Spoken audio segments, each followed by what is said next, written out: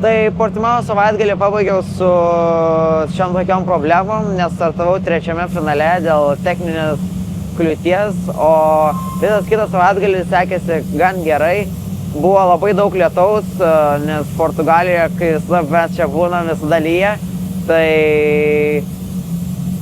viskas buvo gan gerai. Pirmam finale pabaigiau 12 ir buvau gan laimingas savo rezultatu.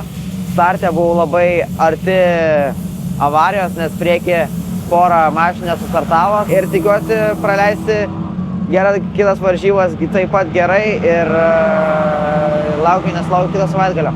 Labai sunkiai, visai gale važiavau, kažkaip neturėjom greičio, bet per kvalą kažkaip visai neblogai pavyko, tam 17 atvažiavau ir 22, kas man buvo visai neblogai.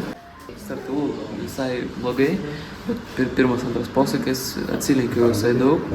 Labai daug neturėjom važiavimo normalaus, buvo daug safety carą, bet visai neblogai pavyko finišuoti, 16 finišuoti.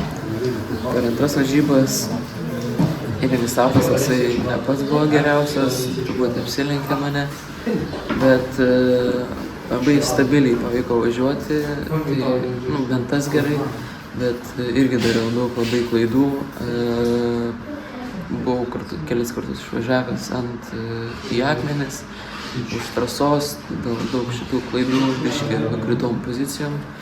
Startą kažkaip po pirmo posūkio susimušėm, nežinau kas ten tiksliai buvo, bet nukrito priekinis sparnas kitam varžovui. Kitam posūkiai bandė sukti, nepasuko dėl to, kad sparnas buvo nulūžęs ir tiesiai mane įvažiavo. Iš pradžių į galą mano, tada pasisuko ir tada į priekį mano ir vairą išmušė man.